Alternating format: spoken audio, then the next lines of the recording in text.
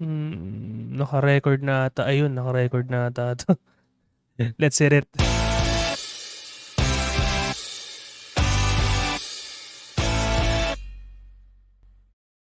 And you're here officially at Room Fillers Podcast. Grabe. Ito na 'to. This is it. We're here. I'm your host. My name is Charles. And welcome to Room Fillers Podcast. I think, you might be just the few people that I may have sent this to. Maraming salamat. And hopefully you will enjoy Room Fillers Podcast and the show itself. Thank you for tuning in, and hopefully you will, get into this podcast. And dami kong sinasabi, I may have not introduced myself. By the way, this is my pilot episode wherein I just give you a quick preview on, what is this all about? Why am I here? And, ba't nga ba may tinatawag na Room Fillers Podcast? Before I explain the show, siguro just a quick background about me. This is not my full-time work. I don't do this. Is like a sideline and a hobby for me, and hopefully this will, push through. I'm actually a human resource business partner, human resource professional in a BPO industry. So that's my day job, but I can't call it a day job because I work at night.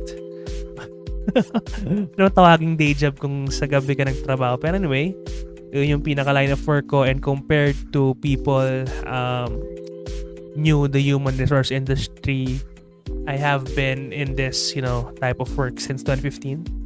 When I graduated, then pinaka-work ko, bread and butter ko, ginagawa ko ever since. I ventured into sales, then came back again to being part of human resource. So compared to the other people that you might have known or knew in this industry, may it be, training, recruiting, my whole experience run through into employee relations or firing. So medyo, kind of weird line of work and stressful, as you can say. But yeah, this is more like my, showing what other things that I can do. And just so you know, I had a podcast before in my previous organization. Kaya sabi ko, okay, nakakamiss nga bang gawin to? Gawin ko nga ulit. So that is more of like a company podcast. We call it the Breakfast Club, wherein I had a co-host. Her name is Sam, and she'll be invited in the show as well. Wherein we tackle mostly anything under the sun. No? Tinawag siyang Breakfast Club kasi we talk about, issues. We also talk about very interesting topics.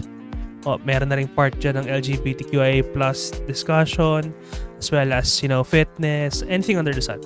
I really enjoyed that show. And obviously it got discontinued because I actually left the organization, and right now I'm having my own with no restriction. So kahit magmurahan tayo dito, pwede.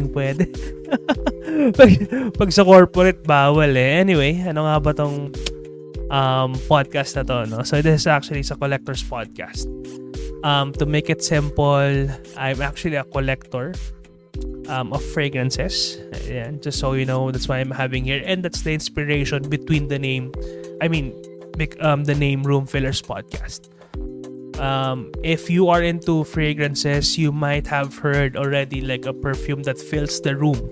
Yun yung reason kung ba't ko siya pinangalan ng Room Fillers Podcast. It's very simple, right? However, when I was watching a lot of collectors content also in YouTube, I've noticed that, a lot of folks, especially women, like they have their own shoes bags that has their own room. Yung mga walk-in closet, ika nga tinatawag natin. Walk-in closet pala, sorry. Walk-in closet. Okay. And I've noticed, so those collection really fills a room. May it be your toy collection, yung watch siguro masyado ng grabe yun, kung nakapuno ka ng kwarto ng puro watch. I've seen shoes, toys, some collectibles, maybe like McDonald's, music, bands, even like K-pop right now. So it's more like a general term, room fillers right now.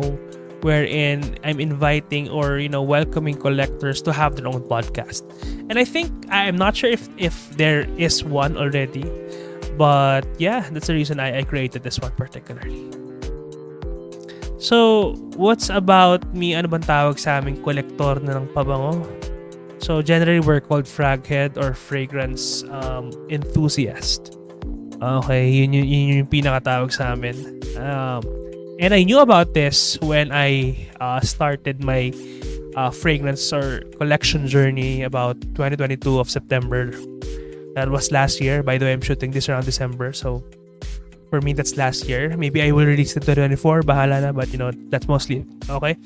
So, I started my journey to make it quick and, I don't want to keep this pilot episode long. So, nag-start siya nung I got bored. I need to have a new hobby because I just got, I had a daughter recently. So, ayun, kailangan yung pag-aabalan ako eh. So, I used to have my bike. Nasa likod siya.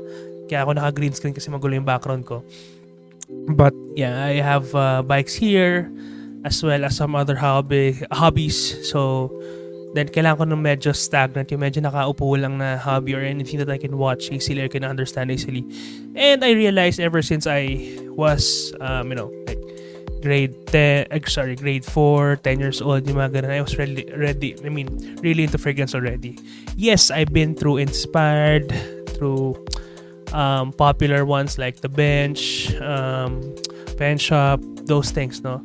And I even had like my first legit kind of expensive perfume for me by the time was my sister is sending out fragrances from abroad kasi taga-Saudi yung sister ko. So matik na pabango yung mga care package niya.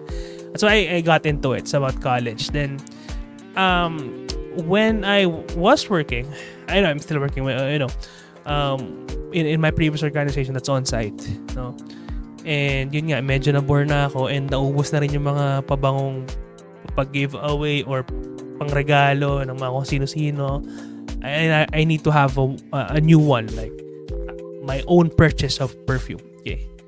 So I was looking into it, checking out, hindi kasi ako like, I will ask people, no? I jump into YouTube already. That's how I built my bike, YouTube lang. Then same goes. So I type in, I think I type in budget fragrance or office safe fragrance, whatever, or perfume pa yung tawag ko majority of the time. Yun, lumabas. So I've seen Jeremy, I've seen a lot of, content creators, popular ones, Ash from Jensen's. Pero I need more like relatable. So that's where I didn't knew him yet back then. Si Greg, John Greg Parilla, his YouTube account. Then I actually played all of his content by that time, literal all. No, I know his top 10 and everything. And I was watching it. So shout out to you, Greg, if you're watching this right now. So, ikaw yung dahilan kung ba't ako nandito at na-addict na siya ko lang. But yeah, I watch majority of her content since for me, it's more relatable, especially to the newbies.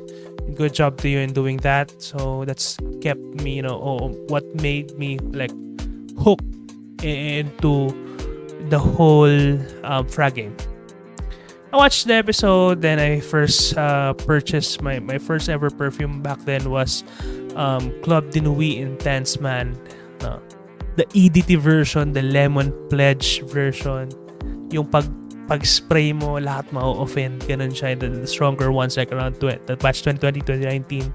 Though may mga stronger version pa, pero that's what I when I started collecting. Okay. Ano ba nangyari nun? Parang okay, sabi ko bilang isa. Then, nakita ko, okay, may content na naman si Greg, panoorin ko. I got into Symmetry Labs because it's cheap. By the way, for me, that time, the CDIM ADT cost around 1.8. If I'm mistaken, 1.6. Sa pop pa yun binili ko. Mahal na sa akin yun kasi I used to wear either regalo or 300-500 worth of fragrance. No? So, that stretch, okay, kasi isa lang naman, pang daily. Ganyan. Yun yung logic ko kasi nasa office naman ako. Then I saw Symmetry Labs. I bought 2 more, Ecstatic Rouge and Stronger With You, Intensely Inspired nila. I forgot the name, but that's mostly of it. Then yun, dun siya nag-start. Then obviously, watch more content. I should get this. I should know the scent of this. And my favorite out of all actually is always, Lacoste Blanc, because that's what my sister gave me, Lacoste Essential. Then I got into Middle Eastern clones, designers, and right now mostly in the niche space. So I just have a separate episode for that, my whole collection and how I transition to what I currently have. Okay, so ayun, yun yung pinaka collection journey. And that fraghead thing, it opened the rabbit hole when I started joining Facebook groups. So I think around October, so I started purchasing September, no? October, November, I started joining Facebook groups. So shout out to my fragrance community family, Fragrance Unlimited, or yung joint namin na Elite Unlimited group, and our GC as well. Obviously I'll be sending this one to the GC itself. So, and Fraged Philippines, Perfume Collectors Philippines, as well as Frag Revolution PH. So those are the groups that I've joined. Ito na, doon nag-start yung rabbit hole eh. Doon mo na makikita na, oh my God, ang dami palang pabango. There's a different space out there, different type of this and that, occasions, weather, fragrance wheel, lahat ng knowledge biglang nandun. And obviously watching contents coming from various sources, no? And yun, dun siya parang pinaka, okay, I'm into it already. And I just celebrated my fragrance anniversary last September. I also have conducted two I could assume successful events in the fragrance community. Yung tatawag namin na sniff session. Actually, nag-isip nga ako ng baguhin yung term kasi parang addict yung term na sniff session na parang mag-aamuyan kayo. Pero that's mostly what's called in the community, no? So ayun, that's mostly the pilot episode, more of the introduction and an invitation to everyone listening right now to watch my future episode and to invite or volunteer yourself na tara, dyan nga ako sa podcast, mag-trip tayo, sige, let's go. Inviting all collectors out there, aspiring ones and those, veteran ones. Okay. And this is Rome Fillers Podcast. Stay safe and keep on collecting.